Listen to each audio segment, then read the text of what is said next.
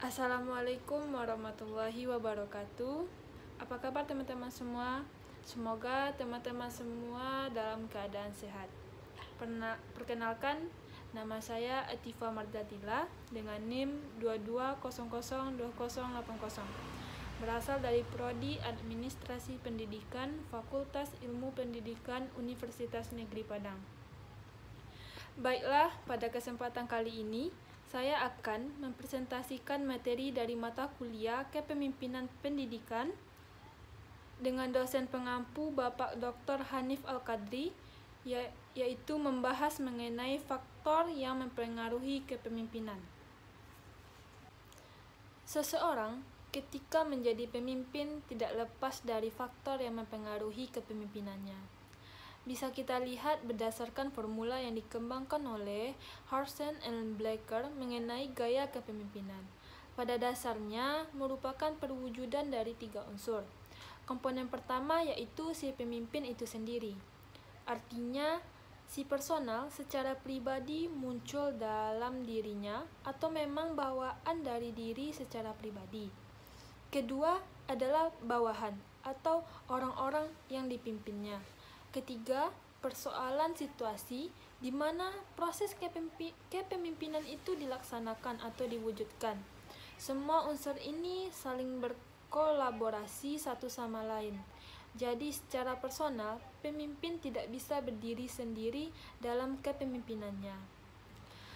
Bisa kita lihat bahwa ada 3 faktor yang mempengaruhi kepemimpinan seseorang menurut Harsen and Blacker, yaitu pertama faktor kemampuan personal pemimpin.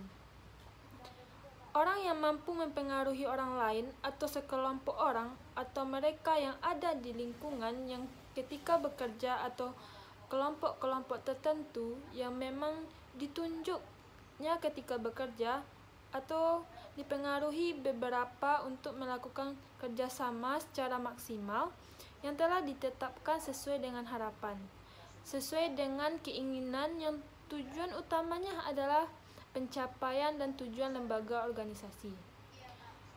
Organisasi akan berjalan dengan baik dan seperti yang diharapkan jika si pimpinan mempunyai kecakapan atau skill dalam bidangnya. Setiap pemimpin itu memiliki keterampilan yang tidak sama, karena setiap manusia dilahirkan dengan keunikannya masing-masing.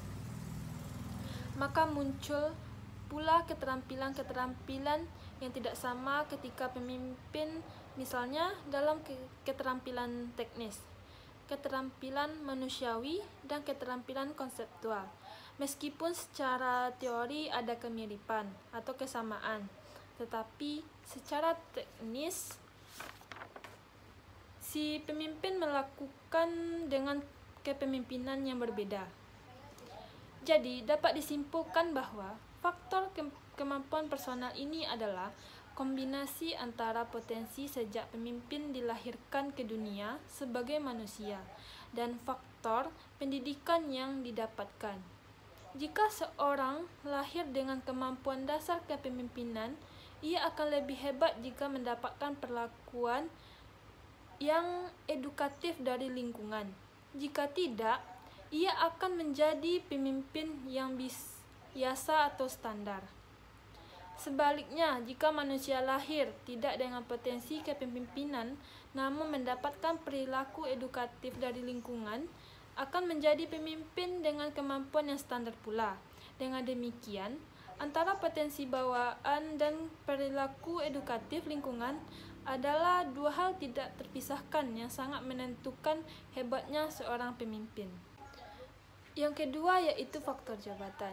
Seperti yang kita sebutkan tadi bahwa ada komponen bawahan.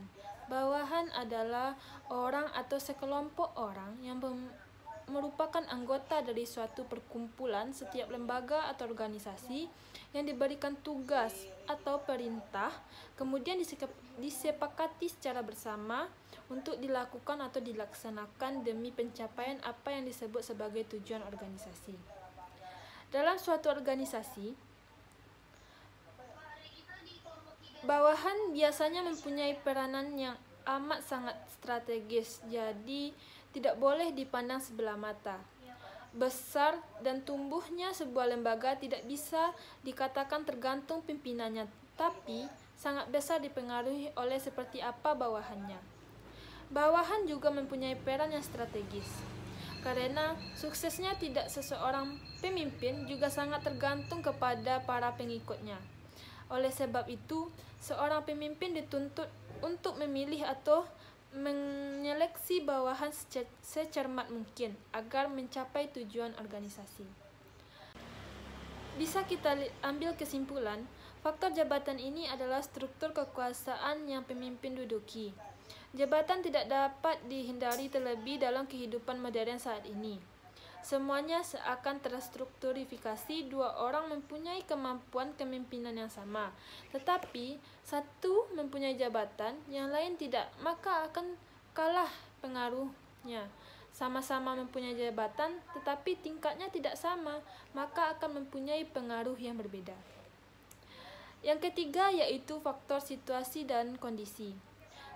Situasi di mana keadaan atau suatu keadaan di mana seseorang pemimpin berusaha pada saat-saat tertentu mempengaruhi perilaku orang lain agar dapat dan mau serta setia agar dapat mengikuti kehendaknya dalam rangka mencapai tujuan yang sama, yaitu tujuan lembaga.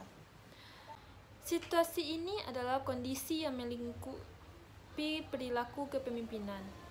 Di saat situasi tidak menentu dan kacau, akan lebih efektif jika bagi seorang pemimpin yang karismatik.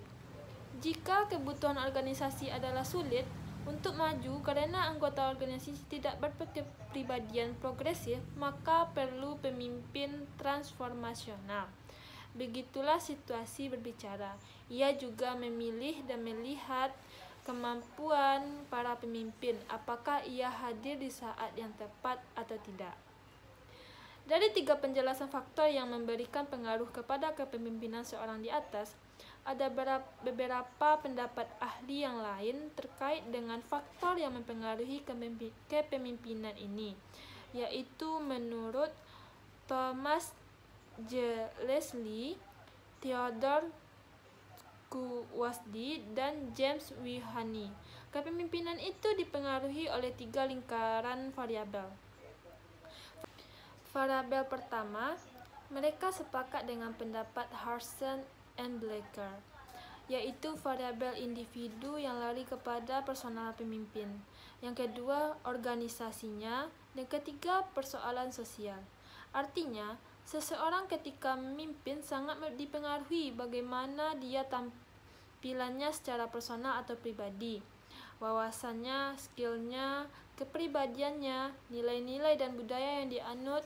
Faktor sosial sangat mempengaruhi bagaimana seseorang pada akhirnya bisa beradaptasi dan diterima di sebuah lingkungan.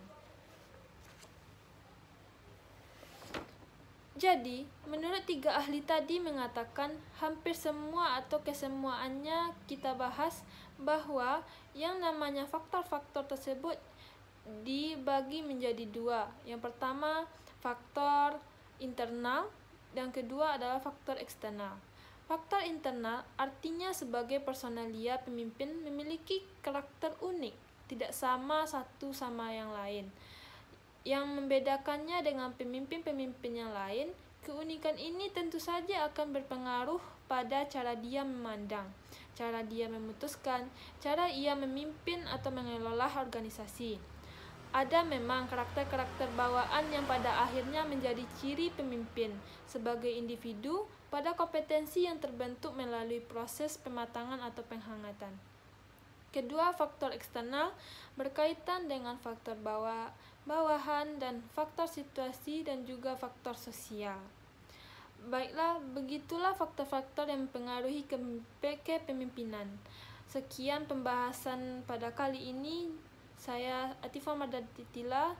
Mohon maaf apabila ada salah kata. Wabillahi taufiq wal hidayah. Wassalamualaikum warahmatullahi wabarakatuh.